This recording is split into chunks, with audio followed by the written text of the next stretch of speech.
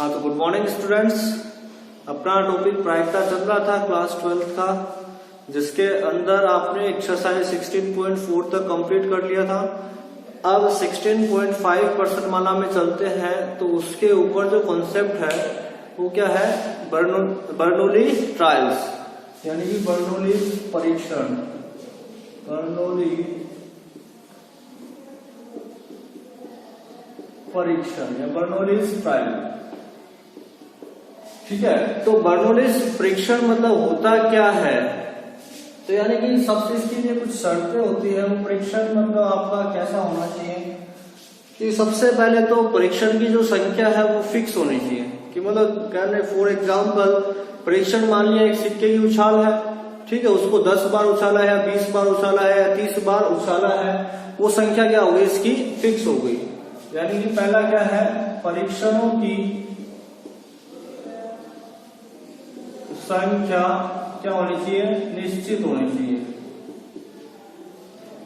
फिर दूसरा क्या होना चाहिए, परीक्षण एक दूसरे से स्वतंत्र होने चाहिए। मतलब सिक्का आप 10 बार उछाल रहे हो, तो पहली बार उछाला, दूसरी बार, तीसरी बार कोई डिस्टर्ब थोड़ी नहीं कर रहा है, नहीं, पहली बार उछाल दिया, दूसरी बार भी, तीसरी बार भी, 10 बार आप उछाल सकते हो उसको। तो यहाँ पे हो गया आपका परीक्षण क्या होने चाहिए, स्वतंत्र होने चाहिए। परीक्षण स्वतंत्र होने चाहिए। तीसरा क्या है, प्रत्येक परीक्षण में मतलब एक सफलता होगी और एक असफलता होगी। ये तो आप पता है, जैसे सिक्का उछाला तो चित आना सफलता है, तो पट आना क्या होगी, असफलता होगी। तो प्रत्येक परीक्षण में एक सफलता व एक असफलता होगी।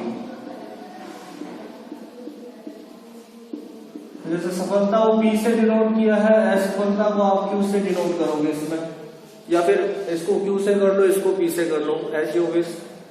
फिर question number 4, sorry point number 4 क्या है, प्रत्येक परीक्षण में सफलता होगी, असफलता होगी। उसके बाद में हर परिमाण में, मतलब हर परीक्षण में या हर ट्रायल में आपकी क्या होगी, सफलता और असफलता की प्रायिकता क्या रहेगी, समान होगी। यानी कि प्रत्येक परीक्षण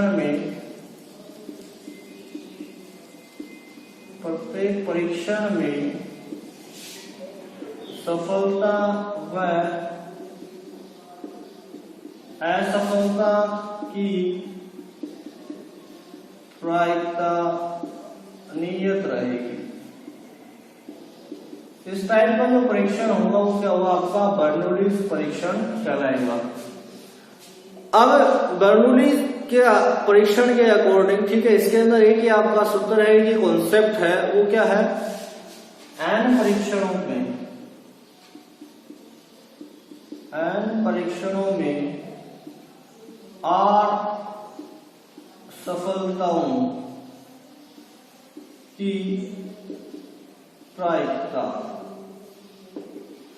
n परीक्षणों में r सफलताओं की प्रायिकता ज्ञात करने का जो तरीका होगा x बराबर r, x बराबर r NCR p की पावर r q की पावर n माइनस r, ये आपका सूत्र काम है। n यहाँ पे परीक्षणों की संख्या होगी, r यहाँ पे कितनी सफलताओं की पूछी है, एक की पूछी है, 2 की पूछी है, वो r का मान हो गया। p यहाँ पे सफलता है, q यहाँ पे असफलता है। अगर सफलता आ जाती है तो q आप निकाल सकते हो 1 माइनस p से, q बराबर क्या हो जाएगा, 1 माइनस p।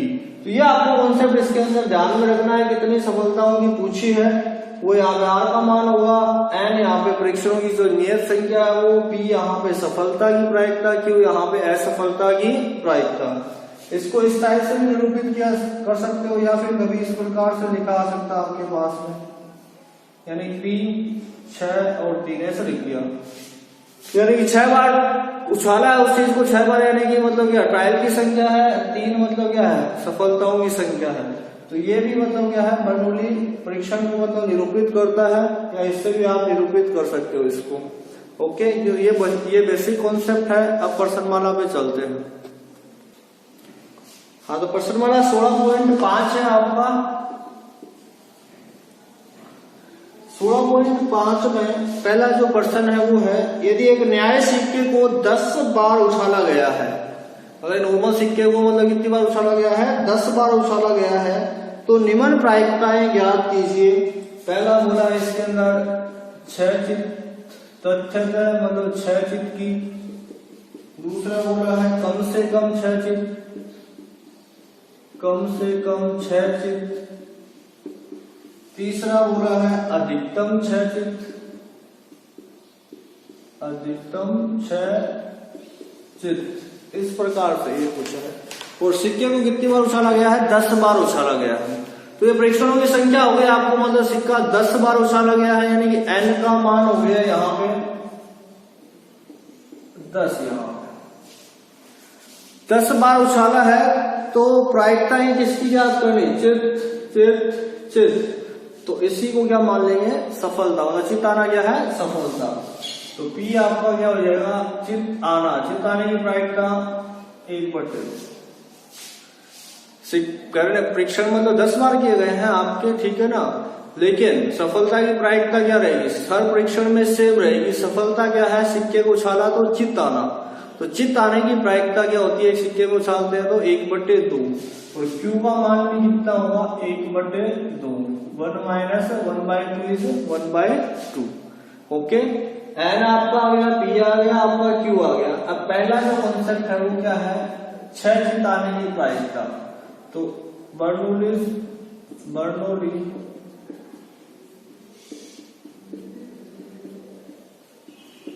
परीक्षण से x बराबर r n c r p की पावर r q की पावर n माइनस r। प्रायिकता x बराबर तथ्य 6 चित, मतलब x बराबर कितना हो गया 6, n आपका कितना है 10, c 6, p आपका 1/2 की पावर 6, q आपका 1/2 की पावर 10 में से 6 गया 4। ओके, अब इसको सोल्व करो।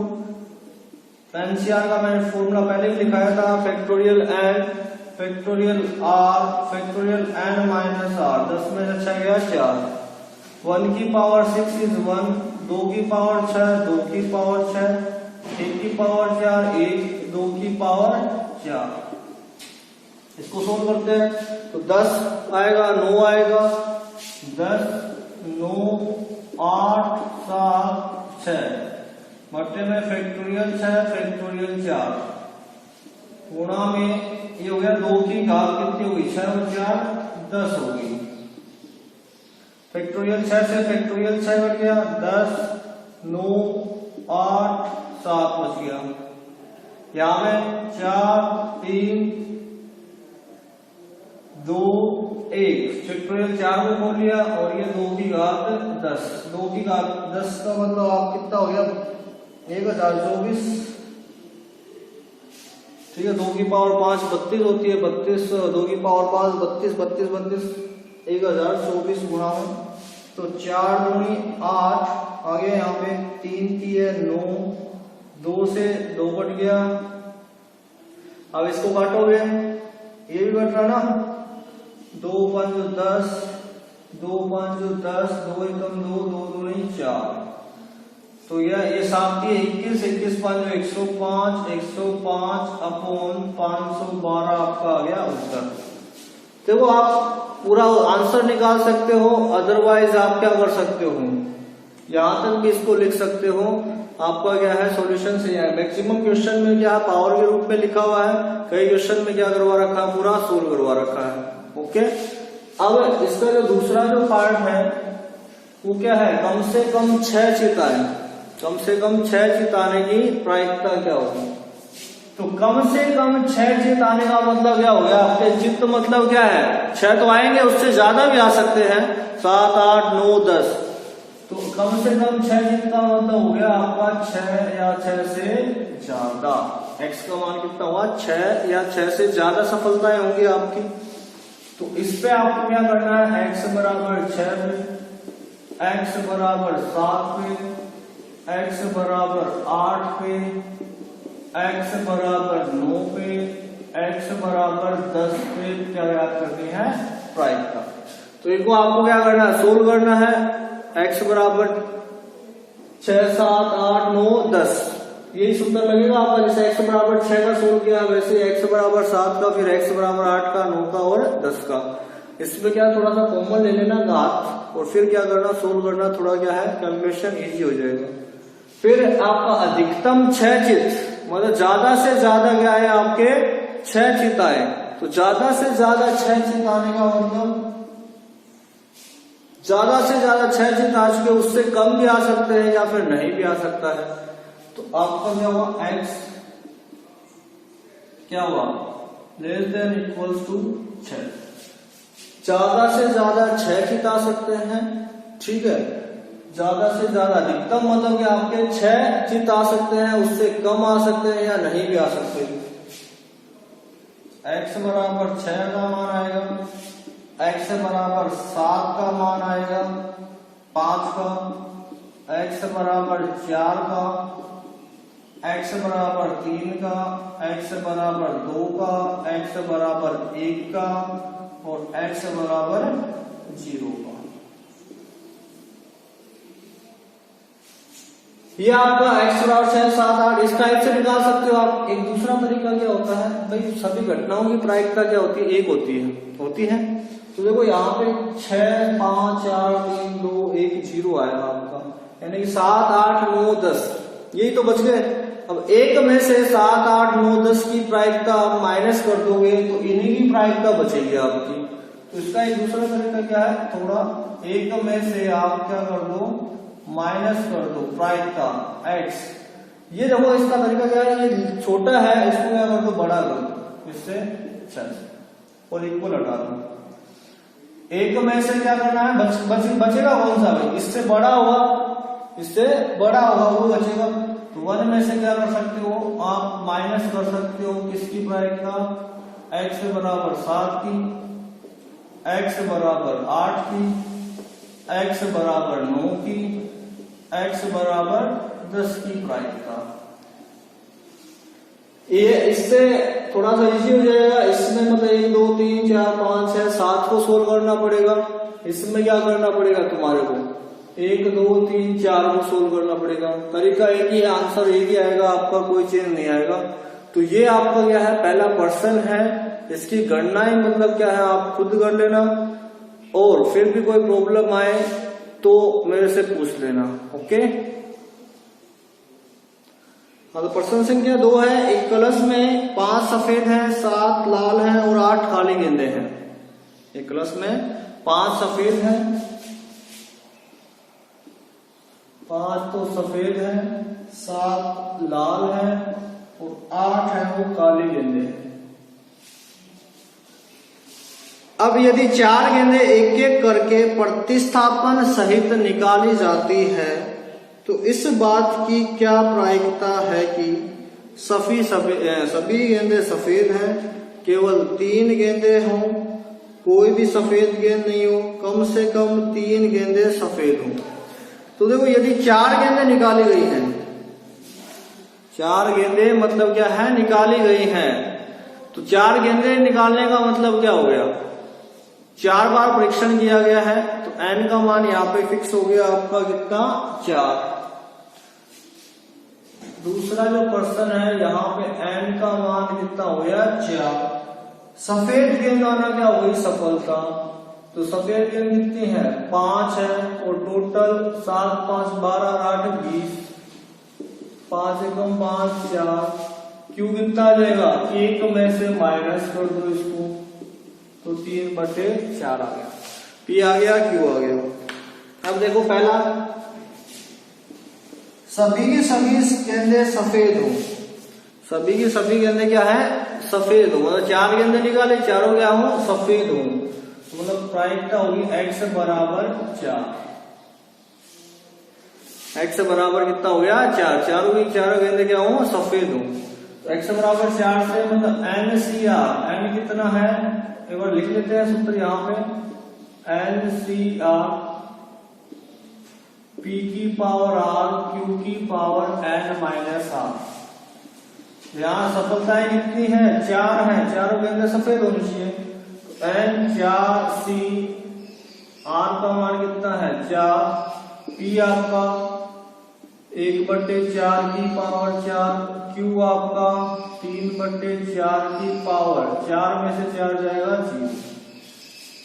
तो एनसीआर की वैल्यू 1 होती है। कैसे होती है देखो, एनसीआर फैक्टोरियल 4 में से 4 गया 0, फैक्टोरियल 4, फैक्टोरियल 0 का मान 1, 4 से 4 घट गया 1। तो हमेशा आगे ध्यान में रखना एन का मान कितना होता है? 1। NC0 का मान भी कितना होता है? 1। देखो सोल्व कर लो, फैक्टोरियल n, फैक्टोरियल 0, n में से 0 जाएगा फैक्टोरियल n। तो ये दो रिजल्ट तो आप ध्यान रख लो। NCn का वैल्यू 1 होता है, NC0 का वैल्यू कितना होता है? 1 होता है। अब देखो इसको सोल्व करो, 4C4 का वैल्यू हो गया 1 की पावर 4 1, 4 की पावर 4 बच गया। किसी की पावर 0 कितनी होती है? 1 होती है। 1/4 की पावर 4 लिख सकते हो। इसको सोल्व कर लो, 4 से 16, 16 256। ये आ गया फर्स्ट का आंसर आपका। नेक्स्ट वन आपका क्या है? सेकंड बोला है केवल 3 गेंदे सफेद हो। 3 गेंदे हो लिखा है, तो 3 गेंदे होने का मतलब यहाँ पे क्या है? तीनों गेंदे क्या हो? सफेद हो। तो केवल 3 गेंदे सफेद हो तो मतलब x बराबर 3 पे। तो NCR n कितना है? 4C3, P की पावर R, P कितना है? 1/4 की पावर 3 सफलताएं हैं। तो आपकी क्या होगी? असफलता कितनी होगी? 1। 4 - 3 इज 1। फैक्टोरियल 4, फैक्टोरियल 3, 4 में से 3 गया 1 का फैक्टोरियल, 1 की पावर 3 इज 1, 4 की पावर 3, 4 की पावर 3, 3 की पावर 1 3, 4 की पावर 1 4। इसको सोल्व करोगे तो 4, फिर आएगा फैक्टोरियल 3, फैक्टोरियल 3 से फैक्टोरियल 3 घट जाएगा, मतलब 4 बच जाएगा, 1/4 की घात 3 बच जाएगा, 3/4, 4 से 4 घट गया, 3/4 की पावर 3, 4 चौके 16, 16 चौके 64। तो 3 कितना आ गया? 64 आ गया आपका यहाँ पे आंसर। तो एक ये रिजल्ट भी आप ध्यान में रख सकते हो, क्या? NC फिर क्या है आपका यहाँ पे मतलब क्या हो? एक कम हो मतलब n-1 हो, तो मतलब आपका रिजल्ट कितना आ जाता है? n आ जाता है। मतलब करें मतलब 4 3 हो, यहाँ पे 5 4 हो तो 5 आ जाएगा, 4C3 का मतलब 4 आ जाएगा, 5C4 का मतलब 5 आ जाएगा, सीधा मान आ जाएगा आपका। तो ये आपके 2 पार्ट हो गए। आप तीसरा पार्ट करते हैं इसमें। अब तीसरा पार्ट है इसका, कोई भी सफेद गेंद नहीं हो, कोई भी सफेद गेंद नहीं हो। कोई भी सफेद गेंद नहीं होने का मतलब सफलता आपकी 0, सफलता क्या है? मिलेगी नहीं। सफेद गेंद आना सफलता है। तो यहाँ पे बोला क्या है? चारों गेंदों में कोई सफेद नहीं हो। सफेद नहीं होने का मतलब x बराबर 0, सारी की सारी असफलताएं, सफलता 0 होगी तो मतलब क्या हो? NC0 मतलब 4C0, सफलता 1/4 की पावर 0, असफलता सारी की सारी।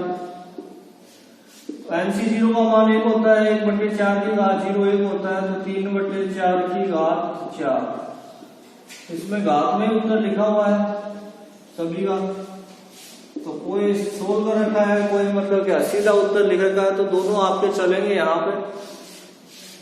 चौथा जो पार्ट है, कम से कम 3 सफेद गेंदे हो, कम से कम 3 सफेद गेंदे हो। कम से कम बोला है, उससे ज्यादा भी हो सकता है, तो यानी कि 3 गेंदें सफेद हो सकती है या फिर चारों गेंदें सफेद हो सकती हैं। कम से कम 3 गेंदें सफेद होने का मतलब ये 3 या 3 से ज्यादा, यानी कि x बराबर 3 पे प्रायिकता, x बराबर 4 पे प्रायिकता। हाँ, तो x बराबर 3 पे मतलब कितना हो जाएगा? NCR, R कितना है? 3, सफलता 3 है, 1/4 की घात 3, असफलता मतलब क्या है? 4 में से 3 जाएगा 1, x बराबर 4 का मतलब 4C4, सफलताएं 4 हैं, असफलताएं क्या है? 0 है। 4 से 3 का मतलब 4 हो गया, 1 की घात 3 1, 4 की घात 3 हो गया और ये 3/4। n से n का मान 1 हो गया, 1/4 की घात 4, ये आपका 0 हो गया। देखो 1/4 की घात 4 क्या है आपके पास कॉमन, तो यहाँ 4 की है 12 बच गया और यहाँ बच गया 1, तो 12 और 1 13, 13/4 की घात 4 हो गया आपका आंसर। तो ओके, आपको यहाँ तक पहला दूसरे के 4 पार्ट करने हैं, इसके अंदर 8 पार्ट का कैलकुलेशन करना है, अच्छे से इसको सीखना है। तो आज यहाँ तक आपका इनफ है। ओके।